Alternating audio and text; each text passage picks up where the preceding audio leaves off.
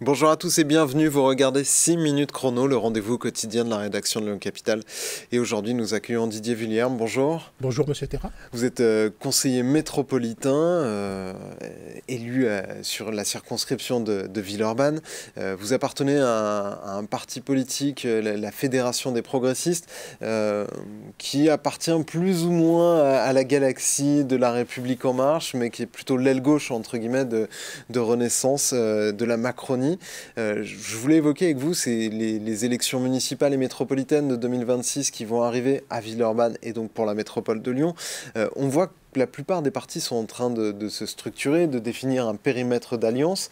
Vos alliés naturels, qui pourraient être les macronistes, sont plutôt en train de se tourner vers les républicains. Est-ce que vous pourriez, vous, les suivre dans cette démarche et avec qui vous voulez travailler pour 2026 ? Alors sur ce sujet, vous parliez de la Fédération progressiste, dont David Kimmelfeld est d'ailleurs le vice-président au niveau national. Notre positionnement sur la métropole est relativement clair, il est relativement simple. Depuis le début, nous disons ni LFI, ni LR. Nous sommes un parti de gauche, centre-gauche, on pourrait dire. Et donc nous sommes prêts à travailler avec tous ceux qui sont de gauche, de centre-gauche, du centre, mais ni LFI pour des raisons de valeurs républicaines, ni LR, parce qu'on voit qu'elle a quand même une dérive qui est particulièrement droitière. Encore vu hier, où c'est Bruno Retailleau qui remporte la présidence de LR. Donc pour nous, c'est exclu du périmètre. Donc dans cet étiage, si je puis dire, tout est ouvert. Aujourd'hui, nous avons des discussions avec de nombreux partenaires qui sont dans cette galaxie. Vous êtes un ancien socialiste. Vous auriez des difficultés à retravailler avec les socialistes ?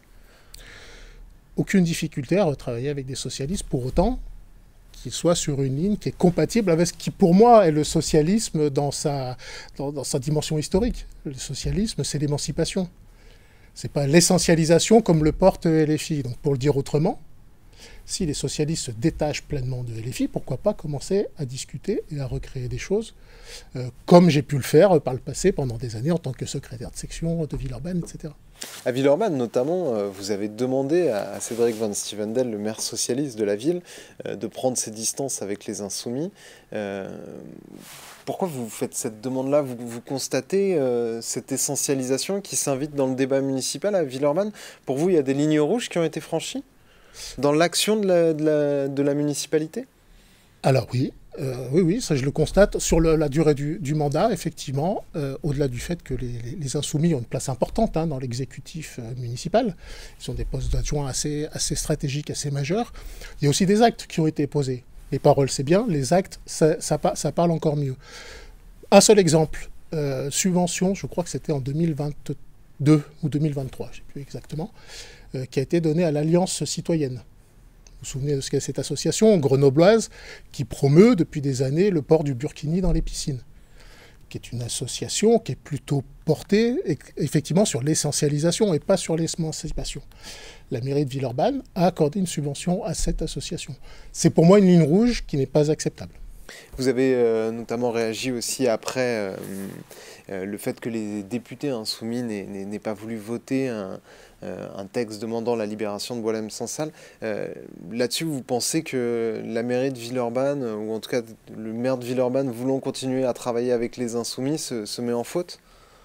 Vous savez, Villeurbanne, elle a cette particularité. Je crois qu'il y a 2 territoires en France qui sont dans le même cas. C'est que la commune a le même territoire que la circonscription législative. Et donc le lien entre municipalité et député, les liens sont très forts.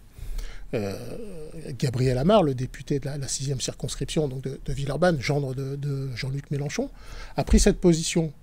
Cédric Van Stevendel l'a soutenu en 2024, très fortement, d'ailleurs face à Jean-Paul Brett, qu'il clarifie sa position. Est-ce qu'il est d'accord avec ce non-vote pour demander la libération de Boualem-Sansal, ou est-ce qu'il ne l'est pas? Auquel cas, il faut qu'il le dise. Mais il y a besoin de clarté dans le débat politique, notamment sur ces sujets-là. Donc vous demandez, vous, à Cédric Van Stevendel, en gros, de choisir ses alliés pour 2026. Est-ce qu'il part avec les Insoumis ou est-ce qu'il part avec vous? Après, oui. Sachant que c'est pas vraiment, il n'y a pas eu d'accord en 2020 avec la France Insoumise. C'est des militants, c'est des élus qui sont à la France Insoumise, mais il n'y a pas une alliance entre partis. Ouais, après, on peut jouer sur les mots, etc. Mais quand même, 2024, juillet 2024, c'était il n'y a pas une éternité. Cédric Van Stevendel a soutenu Mordicus, Gabriel Amar, je le répète, le gendre de Jean-Luc Mélenchon. Donc pas n'importe quel insoumis.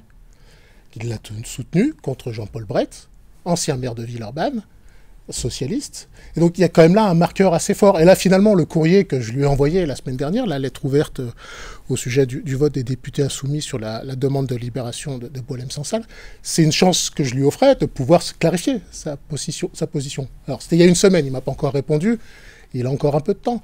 Mais c'est une possibilité pour lui de clarifier son positionnement républicain ou insoumis. Est-ce que vous envisagez, Jean-Paul Brett envisage une candidature? Est-ce que vous pensez qu'il doit être candidat? Est-ce que vous pourriez le soutenir, y aller avec lui? Est-ce que c'est le chemin qui vous semble le plus opportun à Villeurbanne en 2026? En tout cas, le chemin qui me semble opportun, c'est le même que celui que je vous décrivais à un instant. Ni LFI, ni LR. Et donc, c'est de trouver la bonne équation qui permettra de remettre Villeurbanne sur les rails qui étaient historiquement les siens. Si Jean-Paul Brett est candidat et que nous devons trouver un accord, pourquoi pas? C'est pas une possibilité qui est totalement exclue. Il peut y avoir d'autres configurations dans lesquelles il est aussi, lui, en soutien. Nous verrons tout cela dans les semaines qui viennent. Vous savez, beaucoup sont partis dans d'autres territoires à côté de Villeurbanne très très vite avec beaucoup de candidats. C'est pas pour autant que les choses sont plus claires aujourd'hui. Merci beaucoup d'avoir répondu à notre invitation et à nos questions. Moi, je vous retrouve très bientôt pour une prochaine édition de 6 minutes chrono. Au revoir.